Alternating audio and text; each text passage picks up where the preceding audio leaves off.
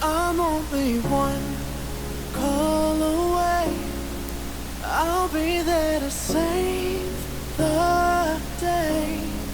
Superman got nothing on me. I'm only one call away. Call me baby if you need a friend. I just wanna give you love. Come on, come on, come on. Reaching out to you, so take a chance. No matter where you go, no, you're not alone. I'm only one call away. I'll be there to save the day. Superman got nothing on me. 자, 오늘 허다인 양의 신청곡 One Call Away, 굉장히 좋은 노래네. 부드럽네. 수련회 갔다 오고 나서 이제 일요일입니다. 자, 158쪽부터 161쪽까지고 이 제국주의라는 것의 개념과 이것의 등장으로 인해서 세계가 어떻게 변해가는지에 대해서 오늘 배우게 됩니다. 자, 일단 제국주의 핵심 키워드들 다음과 같습니다. 사회진화론이라는 용어, 그 다음에 수에즈 운하나 파쇼더 사건이라는 사건들.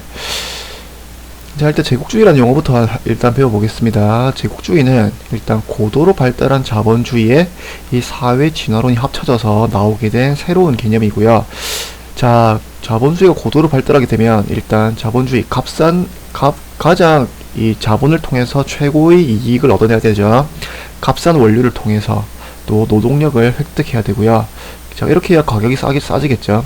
가격이 싸야지 수출할 때 편리하기 때문에 또 이렇게 수출하기 위한 시장이 필요해지는 이런 값싼 원료와 노동력 획득 또 수출 시장 확보를 위한 이런 필요성을 발달시키게 되는 게 이 고도 발달하는 자본주의입니다. 거기에다가 자, 근데 이제 우리가 식민지를 다른 약한 나라들을 식민지로 삼는다라는 것은 사실 굉장히 도덕적으로는 잘못된 일이죠. 그런 것들을 이제 정당화해 주는 게 사회 진화론입니다. 다윈의 진화론에서 발전된 이 생물학 쪽에서만 적용하는 게 아니라 이 사회와 국가의 사이에서도 이 진화론을 적용하는 거고요.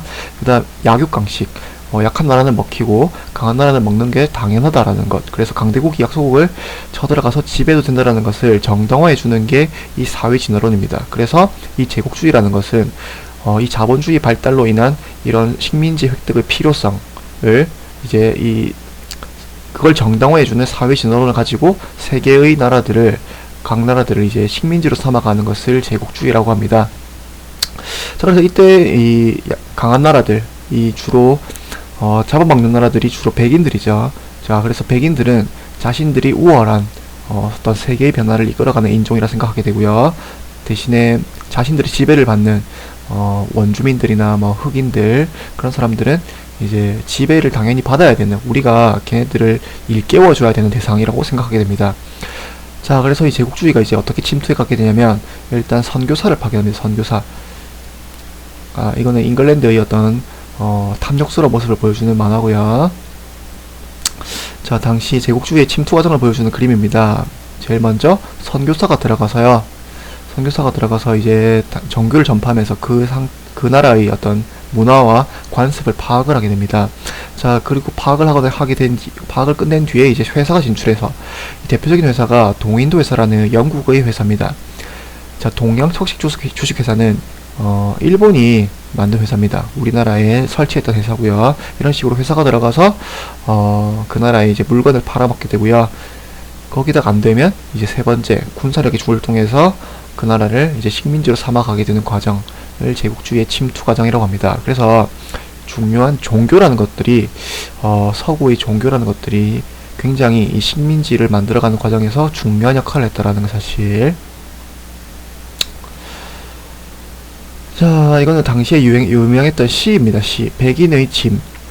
자, 백인이나 짐을 져서 백인이 짐을 져야 되는 겁니다. 그게 뭐냐면 그 음울한 종족들, 이 악마 같고 어쩌면 어린이 같은 이 종족들을 우리가 보살펴줘야 되는 백인들의 당연히 짊어져야 될 짐이라는 겁니다.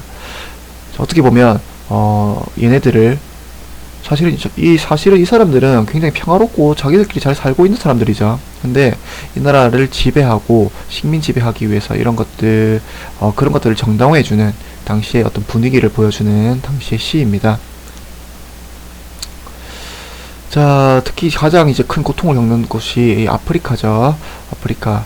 특히 이 영국과 프랑스가 이 아프리카의 어떤 식민지를 주도하게 되는 나라들인데, 이 영국이라는 나라는 일단 이집트의 이 수에즈 운하, 이 지중해와 홍해를 연결해서 인도와 가까워지는 원래는 이렇게 돌아와야 되는데, 바다를 돌아와야 되는데, 여기 이 짧은 육지 여기를 뱃길로 뚫게 되면 굉장히 빠른 시간 내에 인도와 왔다 갔다 할 수 있게 되죠. 그래서 이 이집트의 수에즈 운하를 경영하게 되고요. 특히 영국은 이 이집트로부터 카이로에서 이 남아프리카 공화국까지 남북을 연결하는 종단 정책을 펼칩니다. 반대로 프랑스는 알제리가 여기 있죠. 마다가스카르는 여기 섬입니다. 그래서 동서를 연결하게 되는 횡단 정책을 펼치게 되고요. 자, 그래서 이 영국과 프랑스가 이 서로 정책을 펼치다가 이제 충돌하게 되는 게 이 파쇼도 사건입니다. 1898년 파쇼도라는 곳에서 이 종단 정책과 횡단 정책이 충돌하게 되는, 그러니까 이제 영국과 프랑스가 보통 싸움을 하면 우리가 생각할 때는 유럽에서 싸움하는 게 당연하다고 생각되는데, 이제 전 세계의 식민지 지배를 위해서 다른 곳에서도 이제 이런 전투를 펼치게 됩니다.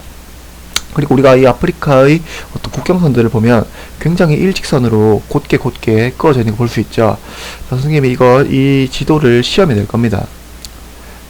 교과서 160쪽에 보면 제일 밑에 가보면 작은 글씨로 써져 있습니다. 작은 글씨로 지도 옆에 보면 제국주의 열광의 아프리카 분할을 보여주는 지도고요. 당시에 이 유럽 나라들의 이해관계에 끈 이 아프리카 국경선이 지금 오늘날에도 이 아프리카 종족 분쟁 및 내전의 원인이 되고 있다 라고 여러분은 이 지도를 보고 쓰면 되겠습니다.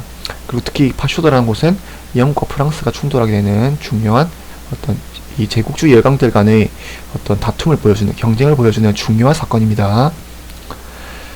자, 그리고 당시 이 영국과 독일의 식민지 정책을 보여주는 당시 식민지 정책입니다. 3C 정책. C로 시작하는 세 가지 도시를 연결하는 이 영국의 식민지 정책을 보여주고요. 독일은 3B 정책으로 갑니다. 베를린, 비잔티움, 바그다드를 연결하는. 자, 그래서 이 식민지를 어떻게 경영하게 되는지를 보여주는 유럽 나라들의 어떤 식민지 정책입니다. 자, 특히 이 아프리카뿐만 아니라 이제 각종 전 세계를 이 제국주의가 진출하게 되는데, 뭐 대표적으로 영국은 이제 인도나 여기 있는 뭐 호주 이런 나라들이 대표적인 영국의 식민지들입니다. 프랑스는 이 동남아시아의 베트남 이 대표적인 프랑스 식민지고요. 뭐 우리나라는 뭐 일본의 식민지가 되었고, 또 특히 여기 있는 러시아는 특히 춥죠. 춥기 때문에 러시아가 가장 갖고 싶어 했던 건 뭐냐면 얼지 않는 항구입니다. 얼지 않는 항구. 여기 되면 바다가 겨울 되면 얼어버리기 때문에 무역이 불가능해집니다. 그래서 러시아는 항상 이 따뜻한 곳에 내려와서 얼지 않는 항구를 뭐라고 하냐면 부동항이라고 합니다. 부동항. 그래서 뭐 러시아는 이제 이 유럽 쪽으로도 그렇고 이 동아시아 쪽도 그렇고 항상 이 얼지 않는 항을 찾기 위해서 남하 정책, 남쪽으로 내려오는 정책을 펼쳤다라는 사실. 자, 오늘 수업은 여기까지입니다. 실제 수업 시간에 보도록 하겠습니다.